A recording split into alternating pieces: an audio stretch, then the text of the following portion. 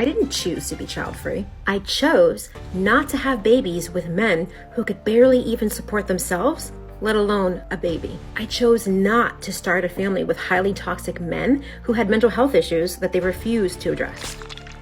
Women who are dating in their late 20s, 30s, and beyond can find themselves in a tricky situation.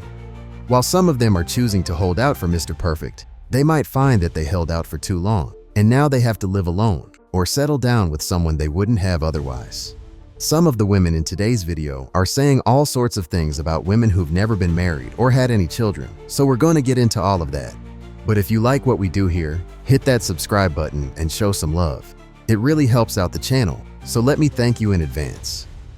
And with that out of the way, we can get into the mess. If you're in your late 20s, early 30s, and you are still single, listen up. This is the piece of advice that I share with all of my friends who are single. I'm 33, so a lot of my friends are in our 30s, and if they're single, they feel like, what's wrong with me? I'm behind. Why can't I find someone? My clock is ticking, etc., etc. And I always look at them and I shake my head and I say, I think you're forgetting who you are.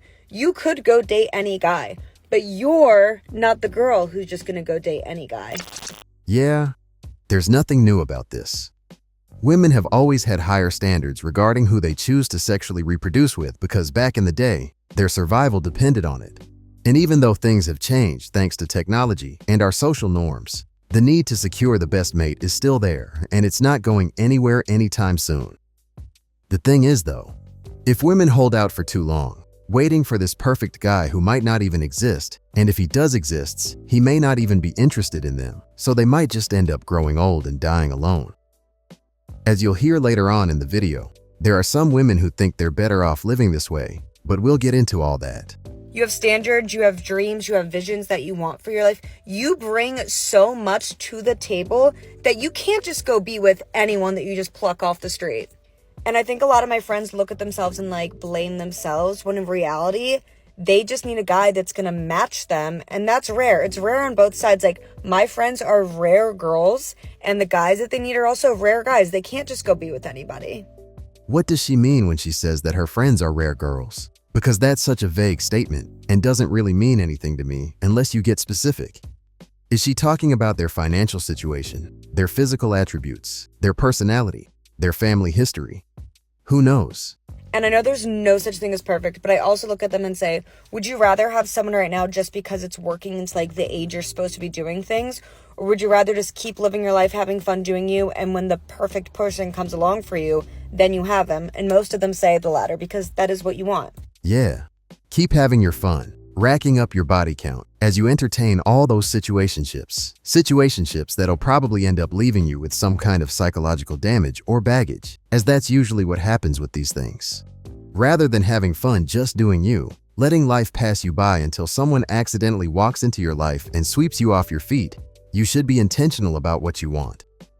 Leaving things to chance or hope is never a good idea, and while that does work out for some people, I'd never recommend that for the majority. So you're most likely a rare girl who deserves someone so special and you are so special and that is why you're still single. So stop blaming yourself. Just keep doing you and the right guy who really deserves you at the perfect time, who is right for you, who's right for your life, is going to come along. Don't get caught up in the age and the timeline. You're just ruining that for yourself and wasting, honestly, a lot of energy focused on it. Tell this to all the people in their late 40s or 50s who are waiting for Prince Charming, only for him to never show up. When women are watching content creators like this, they should always keep in mind that when you're getting old and gray, the woman in this video won't be in your corner. It will just be you and your four walls, and maybe whatever pets you've decided to surround yourself with. Dating in your 30s is basically meeting a cute guy, kind of having a vibe with him asking for your number, then asking you on a date, you saying yeah, sure, why not, and then right before the date and the entire day leading up to it, you dying to cancel because you just showered and you just want to get in bed and watch Housewives and never speak to this random stranger ever again, but instead you put on your mascara, you go meet up with him for hot chocolate from Earth Cafe. I don't know. I said I was gonna do dry January today as maybe a potential get out of the date card. And then he's like, no, I don't drink, period. So now we're getting cookies and hot chocolate. But yeah, that's being 30. Rather than go along with something she has no interest in, why doesn't she just cut it off before wasting this guy's time? It's not like she's ever met this dude before, and she made it clear that if she got out of the date, she'd block him and never talk to him again. If this is how she communicates, I can only imagine what a life with her would be like. She'd probably be the type of woman to vacate the home with the kids while you're at work, and you'll never know at which point she became unhappy in your relationship or what went wrong. Time wasters like this should be avoided at all costs, so if you ever sense that a woman's not really into you or fully invested in what you have going on, cut it off quick and early so you can both move on with your lives. The woman in this clip is treating dating like a burden, not a chance to meet someone who could change her life for the better. To me, it kinda seems like she's mentally checked out, doesn't want to put in the effort, but still expects men to go above and beyond for her, even if she has no interest in him. This is what you call low-effort energy. The woman you're interested in dating shouldn't be more interested in a TV show than getting to know you. I didn't choose to be child-free. I chose not to have babies with men who could barely even support themselves, let alone a baby. I chose not to start a family with highly toxic men who had mental health issues that they refused to address. I chose not to have children with men who would ultimately themselves just become another child to parent. Whatever the reason, the choice to be child-free for some women is very important. I chose not to procreate with losers. It's not like she chose. She just couldn't find a man who met whatever standards she had. And if she did, maybe she didn't match whatever that particular guy was looking for. You'll never be able to convince me that every man she met in her life was a loser, and it's likely that she set her standards too high and couldn't meet the requirements of whatever type of guy she was after. If she was continually dating men who were toxic, had mental health issues, or were low value, it actually says a lot about her and her decision-making. They're getting left behind. Men in their 40s are the most single that they've ever been. And also, women in the 40s who've never been married and never had kids are the happiest subgroup of the population. Very true. That's really important to talk about. Really, really important. They are the happiest subgroup, and they've never been married and never had kids. Yeah. This whole thing about women in their 40s who've never been married or had any kids being happier just isn't true. And if this is in reference to a study done by a guy named Paul Dolan, they couldn't be more wrong, as he retracted this later on because the data in the study had been misrepresented. I'm not going to act like I know everything about this study, because honestly, it's something I just looked up. But if you're going to go on a podcast and talk about something like this, you should at least spend 5 minutes on Google, researching whatever study you plan on bringing up, because this retraction is hard to miss. The reality is, in the long run, people who are in stable relationships say that they feel more fulfilled and experience more long-term happiness when compared to people who are single and childless. And this just makes sense as we continue to get older, and that real feeling of loneliness starts to creep in as your friends become more distant and you don't really have anyone to just do life with. So basically, us women are thriving in the careers and self-worth, refusing to settle for partners who distract their lives. And a lot of the men that were actually spoken to in this survey have retreated to playing games and being dismissive of women because they're too bossy or they are too picky. While there are some women who love their careers and are truly living their best lives, there's a growing number of women who regret not having a family and only come to realize this fact when it might be too late. There are a lot of men exiting the dating game because it's too much effort, and for a lot of guys out there, building a life with a woman isn't worth it, especially if they get the rug pulled out from under them in a divorce.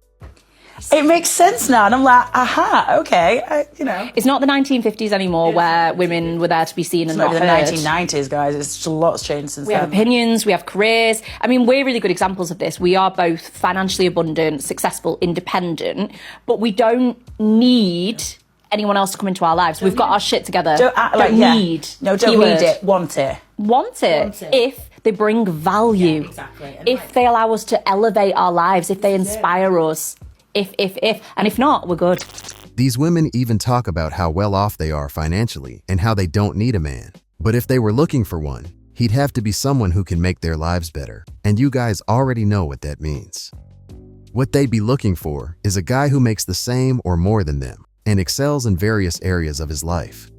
To be happy with a man, they need a lot more from their partner, but men don't require or demand the same thing from whoever they choose to settle down with, which is why it's much easier for successful men to find women to build with than the other way around. Did you know that being childless and husbandless is actually one of the most powerful things you can be as a woman?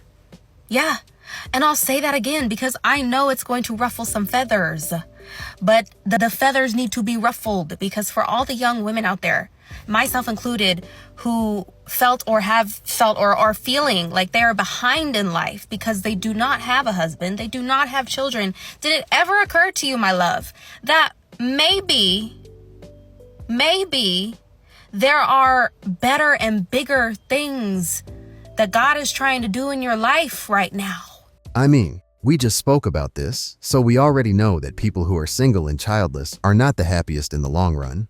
Before making videos like this, she should go out there and speak to women who are past the age in which they can have children, because I promise you, what they say won't be all sunshine and rainbows.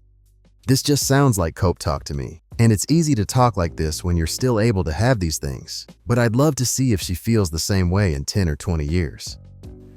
And maybe he wants you to focus on your relationship with him. Which translates to a relationship with yourself. That's the man you need to invest into God.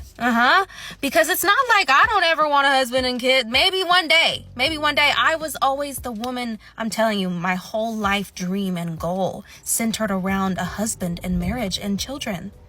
And, God put it on my heart at the beginning of this year that maybe God has bigger and better for me waiting. And I don't need the husband and children to get that. Again, this is probably more cope talk, because she's slowly coming to the realization that the kind of man she wants hasn't and probably won't come into her life. So what she's doing now is trying to make sense of it all, and she's trying to do it by saying that this is what God wants for her. It also sounds like a husband and kids is something she still wants, and I can bet you that if a guy walked into her life tomorrow, the kind of guy she wanted, all of a sudden, this would be what God wanted all along. Maybe I can do that all by myself with God's help. Men are great, like if you find one that treats you well and makes life better, by all means, babe. And if you are married and if you do have children, I hope that you are living in your blessing, in the blessing that you have prayed for, because that's all we ever want. But I am just trying to encourage the young woman watching this video that has just dreamt and hoped and prayed as a little girl until she grew up to have this husband and kids. And babe, there is so much more in life to that. I promise you. And if it's meant to be, it's going to be. Okay? So just chill out. But there's a reason why the rich auntie that has no kids is happy, stress-free, and living her best life. Right, because she has no kids. There is more to life than having kids in your relationship. But let's not pretend that reproducing isn't our main reason for living. Life wants to continue going on, and everything beyond that is secondary. And in fact, much of what we do in this world is to ensure that we get to pass on our genes to the next generation, which kind of gets lost or forgotten because of how we're living in the modern day with all these distractions. The part at the end about the auntie being happy and stress-free isn't necessarily a real picture of how a woman in that position feels. At the end of the day, you don't know what's going through that woman's mind and how she feels when she is home alone. It's not uncommon for people to put on a brave face or a front when they're in public, so you should never assume that you know everything about someone just because of the avatar they're presenting you with. I'll end this video by saying that the woman in this last clip doesn't come off as delusional or unhinged, and a far cry from the lunacy that we usually get from TikTok. But what do you guys think? Let me know your thoughts in the comments.